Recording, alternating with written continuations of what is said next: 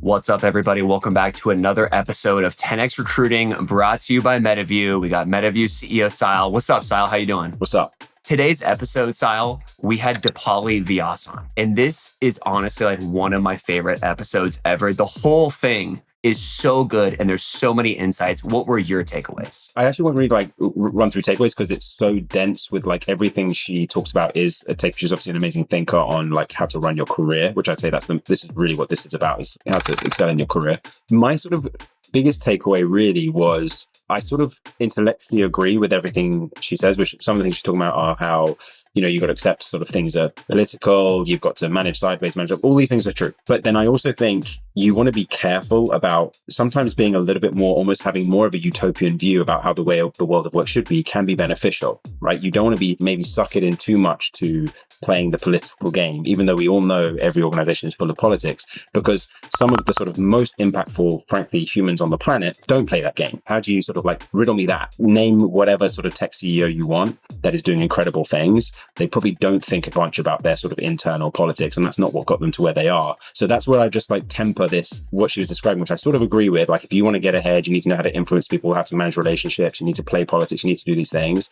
But equally, there are some people out there who don't do that and they still do amazing things. So I'm just trying to figure out where I fall on that equation. I think the thing that you're getting at, right, is that the work ultimately is the most important thing. And I think you are right about that. And to your other point, there is a spectrum, right? This isn't just like all companies are the same. The degree of politics at companies varies wildly, from hyper political to some politics, but to the point in the pod, which I strongly agree with, like everywhere does have politics. I guess if she was also part of this conversation, what she probably, because I have, you know, most impactful man on the planet right now, you should take your pick, but like Elon Musk is going to be one of them. I guess she would say what he does do is also spend a lot of time telling people about all the impact he's had. So, and that is one of her lessons as well. I'm sort of thinking maybe she's right on even more fronts than I thought. And that actually a lot of the most impactful people do sort of spend a lot of time telling the world about how impactful they are as well, not just doing the work. But yeah, I think that core of it, you can't really pull the wool over people's eyes just with the politics, right? You have to actually be doing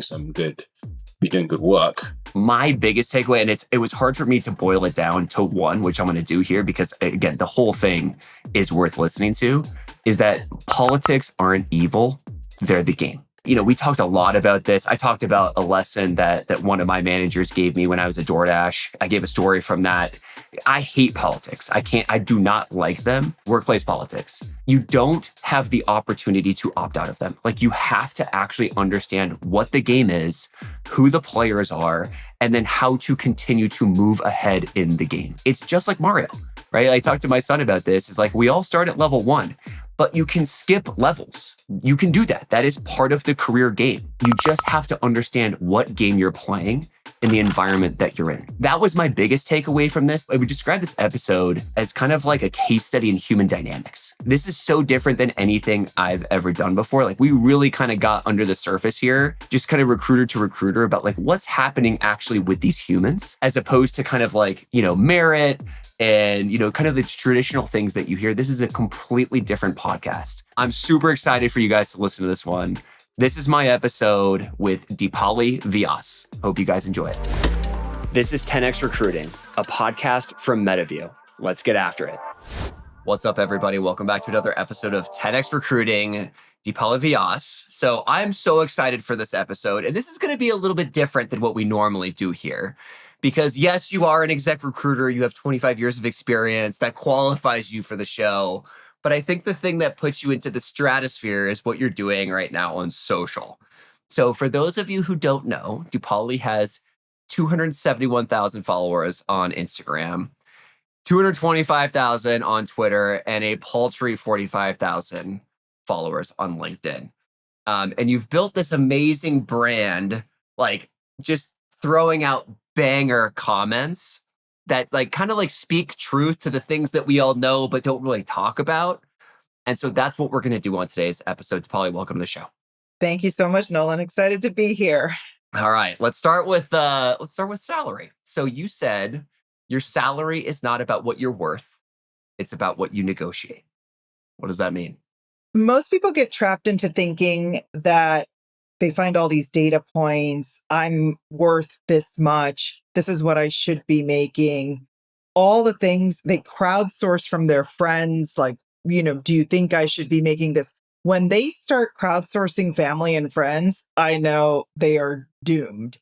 And so, they'll come to the table and they'll say all of these data points, and that may or may not be relevant, right?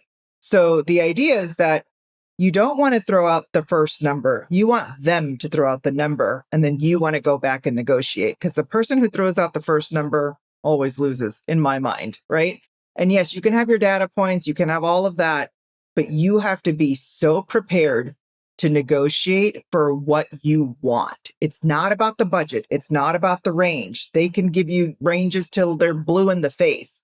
But I have negotiated things for myself where I've doubled my comp just because I know I was worth it. I agree. It's really interesting. And I think this is especially true for execs. I think it's especially true for top 1% talent. Mm-hmm. Is like, I see so many people filtering based off of like what the range says.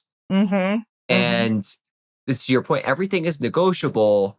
But also, like, my daughter and I have this joke. She's about to be 5 and she's going on 25. That like all these rules are just made up by somebody, right? Somebody put a line here. That's where they put the line. And guess what? That line can move. Like it turns out it is actually very subjective at most companies, if not candidly all companies, for the type of talent that we're talking about. And so I similarly encourage people to just push. Like you got to be able to push more. And especially if you're in a good job, right? Like that's when you have leverage. And that's part of the point, right? Like you said the right word, leverage. If you didn't ask, if you didn't position, if you didn't leverage your value, your paycheck will not reflect your potential. That's just the facts, which leads into the next piece of what some of your banger quotes, which is office politics are not optional. What does that mean? It's simply not. Every company, every organization, large or small, there is a dynamic, and you walk into that dynamic. And if you don't think that there is something there that you have to understand and play the game, you should not even go there. It's just office politics. Whether I get the people that always say, "Hey, Deepali, I don't like to play office politics. I don't." It's not about the fact that it's office politics. It's the corporate game. You have to understand the game that your organization is playing. Who are the power players? Who do you have to go to? Who has the most sphere of influence? By the way, that sphere of influence may not be the CEO. It may be the chief business officer or the sales or the chief salesperson or whatever it is. But there is a game being played in that organization. So it's not about the politics, it's about the game. And you have to understand it to play. Oh, this is like such a sensitive topic for me. So going back to 2017, I'm at DoorDash. I'm in my late 20s, and I'm like so sick of this political bullshit that's going on. So I sit down with my boss, who's Keith Yandel, he's the chief business officer. And I was like, Keith, I'm so sick and fucking tired of these politics. And Keith goes, oh yeah, Nolan, does it feel good to say that? Does that feel good? I hope so. Because guess what? Politics are everywhere.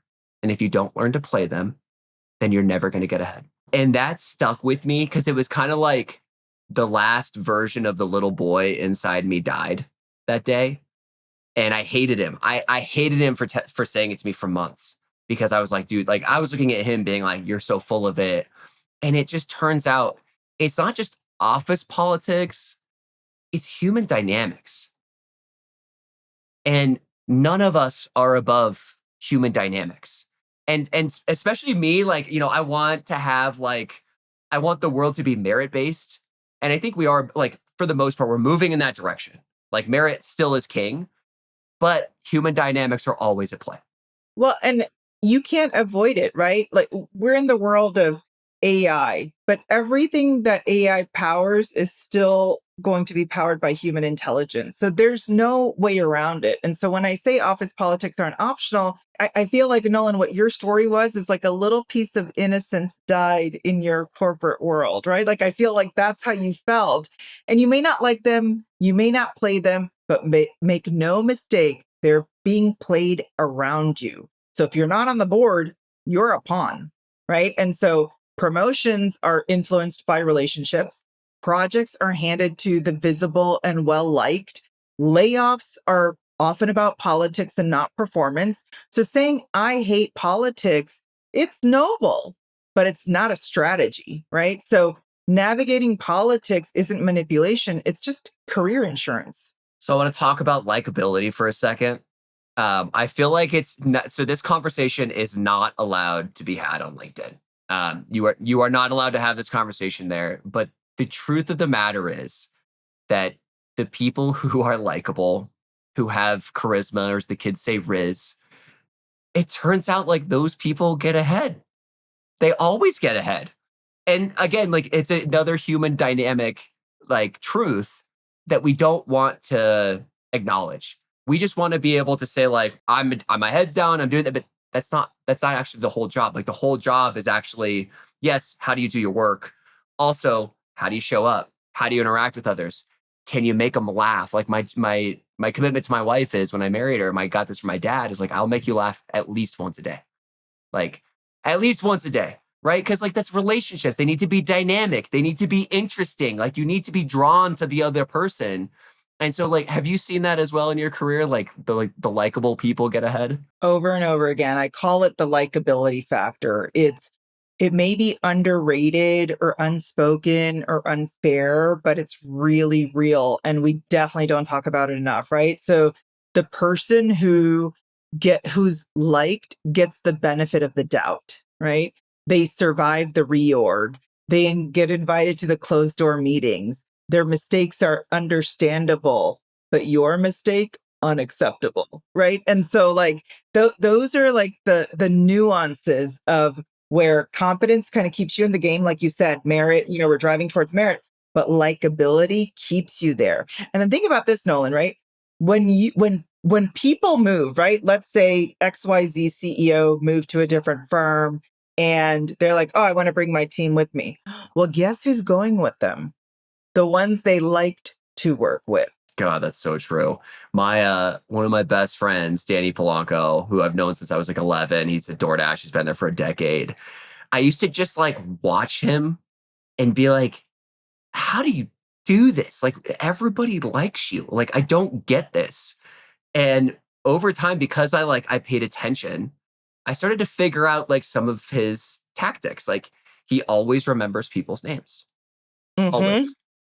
He makes people laugh, right? Mm-hmm. He makes them feel like they're the only person in the room, that they're special.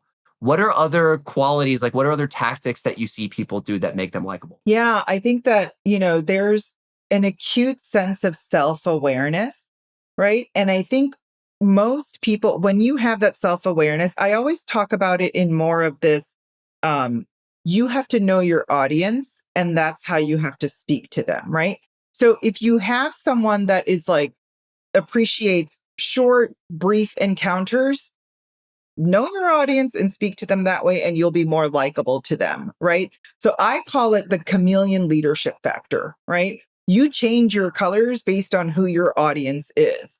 And that's where you can influence. It's building that rapport in the way that people want it to. Because think about, remember, I think his name is Chris Voss, the FBI negotiator, whatever it is, right? So he always talks about mirroring, right? And I think about likability from that mirroring factor, right? You're going to like someone that someone is like you. So when you see something in them and that rapport building is there, you're naturally going to say, that's my person. And I think one of my sort of fortune cookie, if I could say fortune cookie moments is like, look, if you want more influence, like your friend, they weren't just building skills, they were building rapport. And, when there's a tie, likability wins. And there's always a tie. It's going to be that person.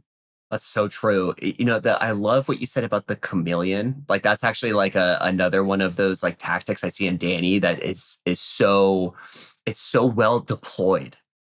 And for some of us it comes natural. I think for others though, like all of these skills are learnable, but for some people they require more effort. And so an example for me, turns out I'm awful at remembering names. I'm terrible at it. Like, and so forever, I just kind of like gave myself the excuse that was like, and I think part of this is being a recruiter, right? You're on the phone with a million different people all day long and like context switching and shit. And so it's just so hard for me to remember someone's name. And so I did this thing maybe like 5 or 6 years ago to where based off of the location, I would create a new note. So, like at the gym, I have a note and it has a list of names of every single person I've ever met at the gym, including identifiable things about the person. So, like, my friend Haley is a mom and like she's super fit. And like my friend Brandon is like really jacked and tan. And like I just like keep these things kind of like, into a note. And so, the next place is like a church. Like these are the people who I've run into there. And so like literally before I go to those places, I will like pop open the note just to like have like a quick refresher. It's certainly more effort. It But is. I think that little bit of effort, which by the way isn't that much, right? It takes 25 seconds to write the note and 5 seconds to review it before I walk in there. It like helps the reinforcement. And so it becomes easier over time. And then two, it's like because I'm putting that effort in, like slight effort in, people can experience like the fullest version of me. And so I show up, I think, a lot better in front of them. Well, so you do exactly the kinds of things that my husband does, right? When he meets somebody, immediately in his phone, he will put the person's name, what they were, all about, where he met them, how many kids they have, if they had twins, whatever. Here's the thing about people. People like to feel special. You remember the Dale Carnegie book where repeating someone's name 10 times, How to win right? friends. Exactly. So people want to feel special. So that little thing that you just did in that review that took you 5 seconds, and you go up to them and you say, hey, how's whatever, the gym for you this week, or whatever, that they're a gym rat, whatever it is, they now feel special in your orbit. And that's what makes you likable, right? And so that builds an even deeper relationship. And by the way, people who get overwhelmed about, oh, I don't want to do this, it's like it's too time consuming, to bullshit. To send a text is 5 freaking seconds, right? It's hey Nolan, are you in town this week? I'm really excited to grab dinner with you. See you soon. Okay, I counted, that was 5 seconds. Exactly.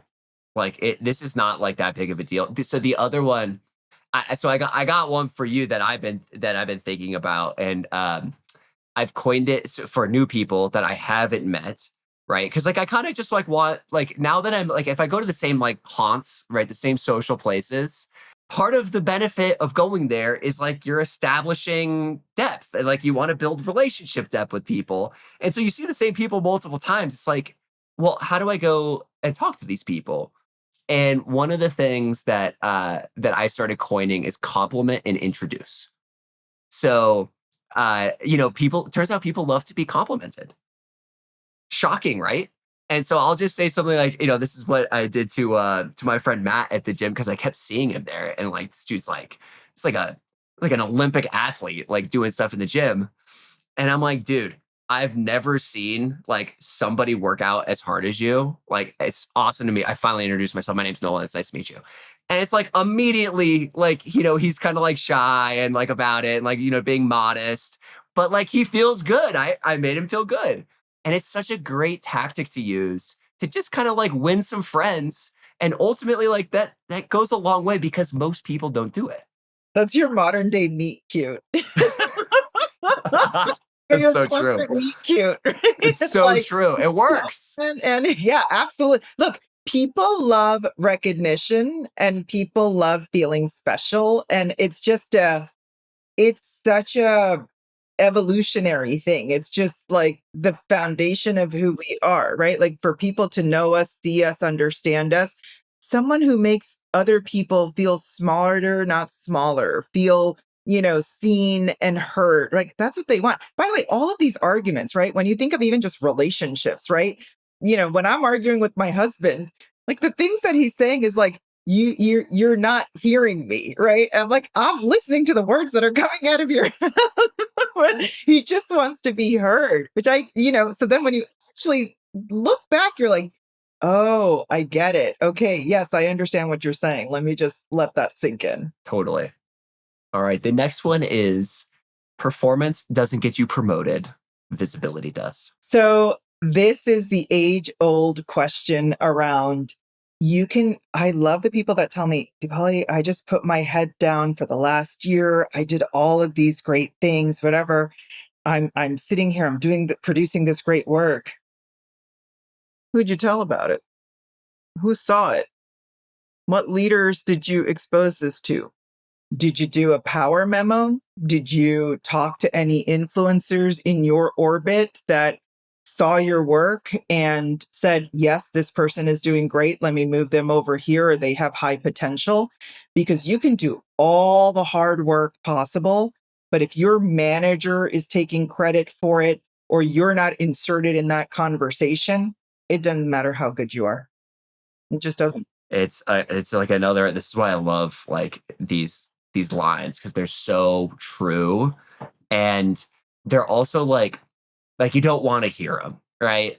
It's like, well, Deepali, what do you mean? Like I've been working my ass off, right? Like my work product is better than anyone else. And this is another one of those like hard lessons I had to learn, Yeah. which is like going into your corner, putting your headphones on, putting your head down and getting to work will not get you ahead. Yeah. It just won't. I think most people think like their work ethic guarantees recognition. And what I say is, yes, work ethic is great for yourself, right? You're learning. This is you know, no one takes care of you like you. So all the things that you're doing at work essentially is for your skill building. But your output doesn't always lead to opportunity, because if no one sees it, it didn't happen. So the loudest wins, they're not always the best wins, by the way, right? And the visible get promoted because it's not because they're capable, it's because the politically savvy got sponsored and they were like, you know what?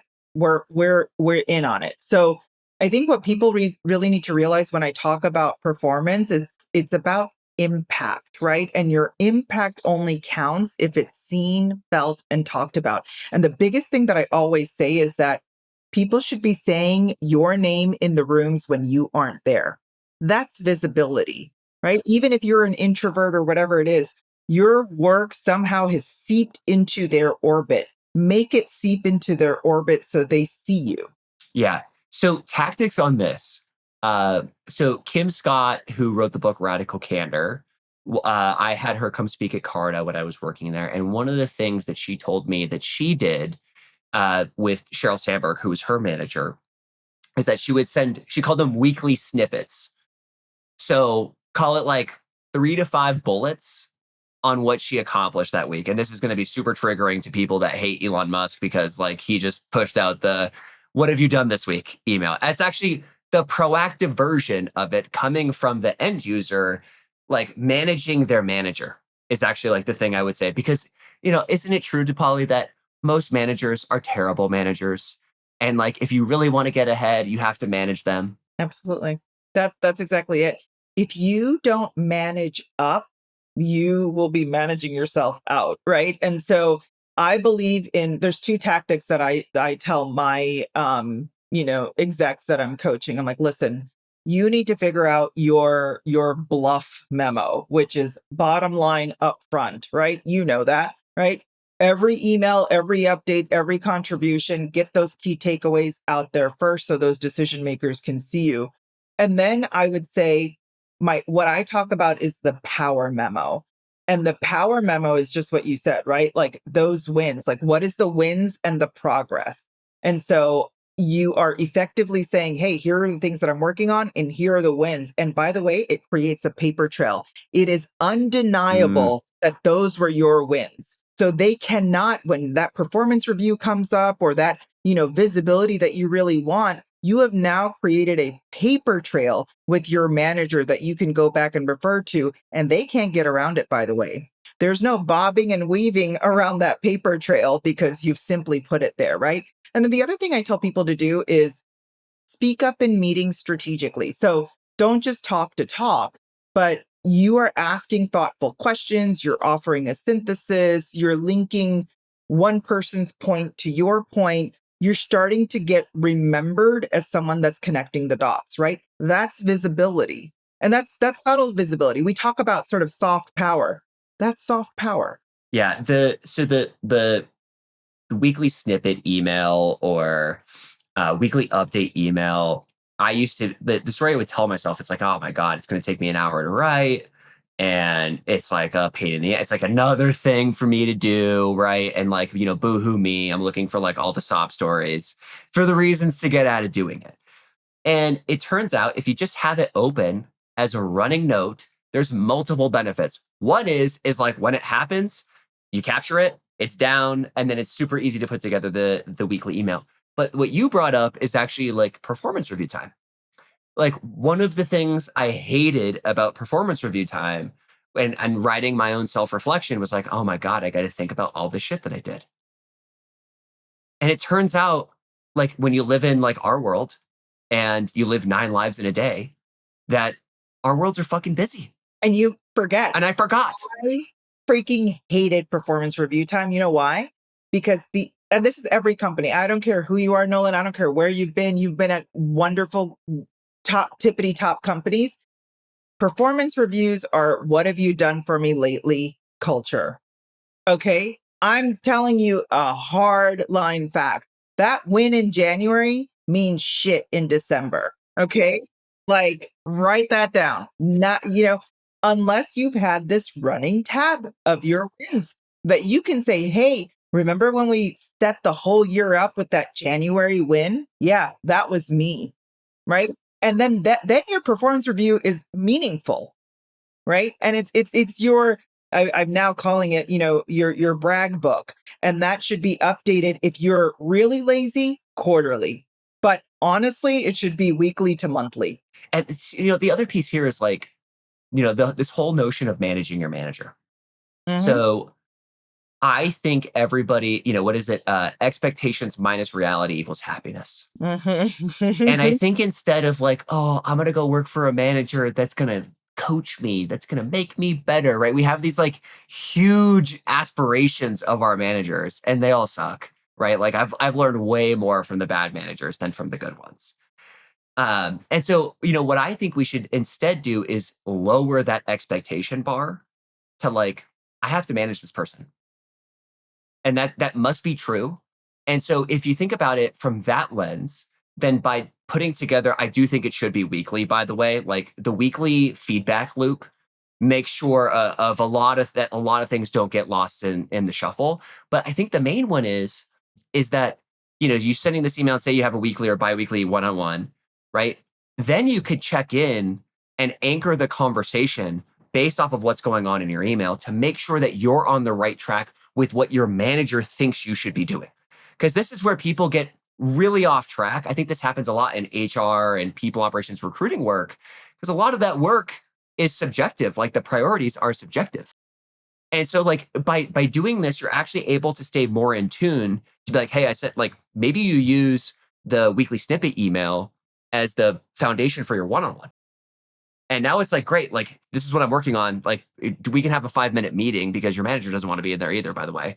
They don't want to be doing this bullshit with you either. And I think ultimately not having one-on-ones with your manager is the ultimate sign that you are super autonomous and you're adding value because you have so much trust established. But that's what you should be using it for, is like, if you're aligned or not, you're going to find out very, very quickly versus finding out at performance review time, which is when people get blindsided. Well, and that's where I think most people are in the bucket of reacting versus being proactive. When you are reactive, you're showing up and just reacting to what's coming down. Okay, I'm going to say the most awful, visual here. But okay, so here's what I always think about. I think about like, a pigeon like crapping on your head, and then that other pigeon is crapping on the pigeon below them, right? So it's like this is management, right? Someone is shitting on that manager, and that manager is going to be shitting on you, and you're just reacting to it. So you're already on your back foot. So you better show up, bring your 3 bullet points: wins, priorities, and asks. Like, here's what I'm winning. Here's what my priorities are. Are these your priorities too? And then ask, have an ask, right? If you're not asking your manager, you're just floating out there into oblivion. And this way you can flag those issues early. You can come up with solutions. Your manager isn't, surprised. The last thing managers want is to be blindsided by surprises, right? Like that is the worst thing. And the fact that like, if you're reacting and not proacting, it's a problem. Yeah, the ask is a great point, but I think how you structure the ask is critically important. And so my framework for structuring asks is, hey, here's how I'm thinking about solving this problem. What's your take? Yes. Yes. Right? It's not like, here's the problem. Right. Help me. Right. Exactly. Right. Which is what most people do. It's like, no, you took a stab, you went down this direction, right? You're hitting a wall, right? That's you have to show your work. Same thing as like the whole essence of this email. The math like, problem. Yeah, because it's like that let me Google that for you joke that we used to use in like 2012, right? When it was somebody was like, what's this thing? Like, here, like look at this link, dipshit. Right? But like that's how you structure an ask, right? That's right. Yeah. That look, it's that ask is so critical of it's almost as if you're interviewing them like, okay, here's my point of view.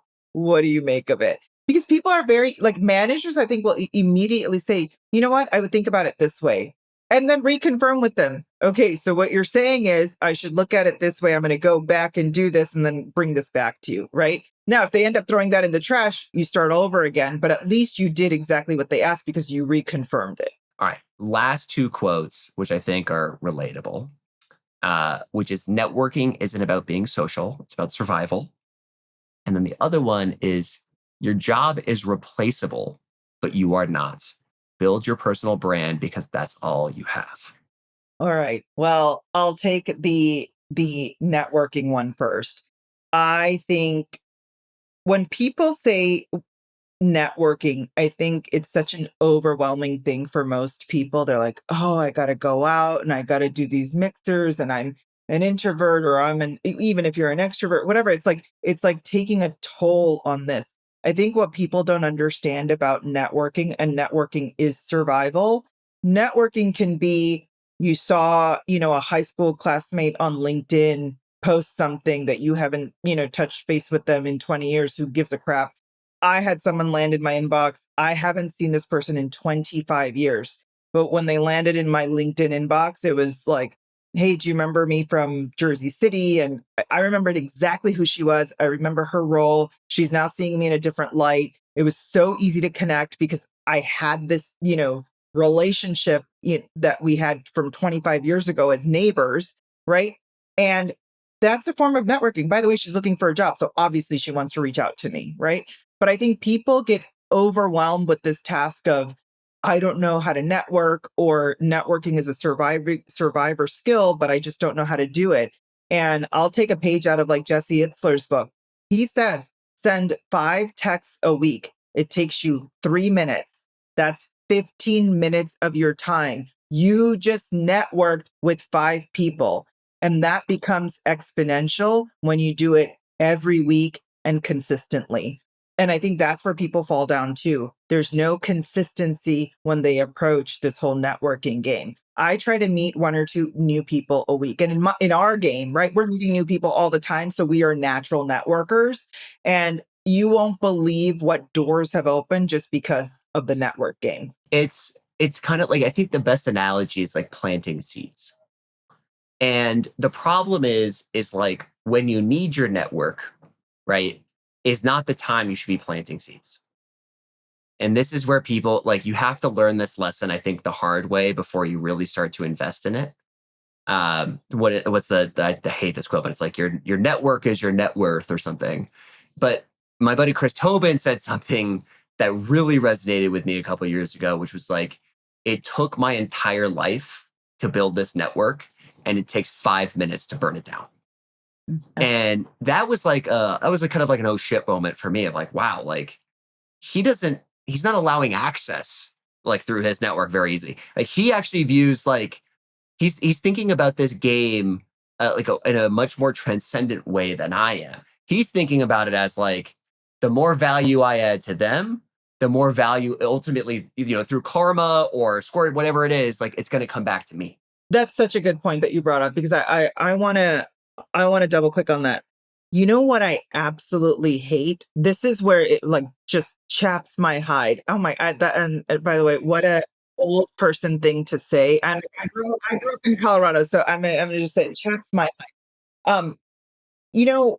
When I place a certain CEO and they're really grateful in that moment, and then they literally disappear until they need their next job again, nothing pisses me off more. And it's like, they never pay it forward or give back, and nothing pisses me off more. And you know what? I'm in the business of, I got to swallow my pride on that one, because I may need that person in a different role or whatever it is, but they won't be my first call. They'll be my 10th call. Right. So they might have had, an opportunity to be my number one, but they never cultivated that relationship with me over time, even though I helped them. So when you were talking about like planting seeds, yes, you don't have to be, you don't have to be so consistent on like growing every seed at the same time. But every once in a while, do that check-in, just even randomly when you don't need that person. It's kind of like, hey, just checking in with you. Did you read this? I read this really cool article. I thought about you. That's all it took. That's all it took, that you were top of mind. So where I've started to up-level my game on this one is when I get opportunities that aren't for me, but I think they're interesting. Right. So I'm now living on the hell yes or fuck no framework. Like that's where I'm at. By the way, if you're in your 20s, you haven't earned the right to live that framework. Like it takes time, but anyways, that's where I'm at, and I'm very grateful for that. But the thing I'm doing now, which I literally sent 3 of these yesterday, and these people listen to the show, so they'll know who they are and will text me after the fact, is like, hey, I got this opportunity. It's not for me, but you're one of the best people that I know. I think it's super interesting, and I think you should have a conversation. And it does 2 things. One, they're like, oh shit, Nolan's thinking of me. That's cool, right? And, they could decline, accept, it doesn't matter, but I'm thinking of them. And then 2, like, this company's hiring, right? And it's every time, candidly, I would talk to a candidate and they're like, yeah, not for me. And then boom, never hear from them again. Versus like, the candidate just gave me a referral. Like, don't I want to be like hanging with that homie like pretty often? Like that person's adding value and they don't have to. Like these are just such easy wins that I think people can like put runs on the board, and they're not doing it. I'll give you an analogy to that, right? What you just did there is the equivalent to like getting swag at a conference. It's free. It's free, right? Like it's there. You're going to, take it anyway. And so getting swag at a conference is your way of giving swag to someone, giving that person a favor. Just do it. It's not yours to own, right? And you've thought about them and you made them feel special, and they have something tangible to run with, right? Like, do it. Totally. It's just Move forward. And by the way, the older I get, the smaller the world becomes. Well, you had this conversation. You were like, okay, I'm in town in New York for dinner. And we were going through all the names of like, oh, I know that guy. Oh, I know that guy. Oh, okay. So then you should come to this dinner. That's. And we had never met. You and I had never met. No. Yeah. The world is very small. Okay. So the last one is Your job is replaceable, but you are not. Build your personal brand because that's all you have. So on this topic, right? I hated thinking about personal brand. It feels like this like huge thing, it feels like the elephant and you're trying to eat it all at once. You don't know where to take the first bite if you were to take that approach. So like, how do you actually do that? Okay. So I'm going to take the first piece and then the second piece. When I say your job is replaceable and you are not, for me, right? Let's just get something straight. Your job title is replaceable. Your seat on the org chart, it could be filled. And your role in that system, someone else can do it eventually. But you, right? You, the way that you think, the way you connect the dots, the way you build trust, the way you lead without a title, you see around the corners, that's not replaceable, right? Those are the things that you take with you. And that is the foundation of your personal brand. My biggest thing with personal brand building, and the reason why I advocate for it so much, is because it's happened to me. What happens is if I don't own my narrative, someone else will do it for me. So early in my career, and this was the pivotal moment about this brand building for me, I was known as a quant recruiter, right? I did a lot of work in the hedge fund space, and I had this one client, I will not name the name, but I had this one client, multi-billion dollar hedge fund, whatever, you'll figure it out. Sit it out. They the internal HR person, talent person, whatever, would always come to me and say, oh, we're going to give this role to somebody else because you're the quant recruiter. I really just wanted to give them the double bird because I was like, excuse me, I'm smart and I'm doing so many more things. But because I never built my personal brand expanding outside my quant experience, because I never lifted my head up, I was the one doing heads down, great work, blah, blah, blah, but never decided to tell the world that I was doing more than quant work. And so I was pigeonholed and I made a promise to myself that, like, as cringy as it is, as much as, this love-hate relationship with LinkedIn, I am going to tell the world that I recruit C-suite leaders because I was, and I did, and I do. And I didn't want that person to relegate me to just giving me quant searches, like WTF. Yeah. And that's why I think that question of, you should know foundationally who you are and, think about what people say about you when you leave that Zoom room or when you leave the office. Like, what shapes you, what makes you who you are. And I think, the biggest thing, Nolan, is that a lot of people get afraid to show their quote personal brand on a platform like LinkedIn. What is my employer going to say? Like, what are they going to say? You're building your brand. And by the way, you're bringing them along for the ride. So if you're doing amazing work at Amazon, Amazon should applaud you saying, hey, you're bringing our brand with you. Like, give me a freaking break. Yeah. So I took Sahil's course on building a personal brand like 6 years ago. Cause like I had, it's like, I'm good in one-on-one conversations, but like I didn't do shit on social media.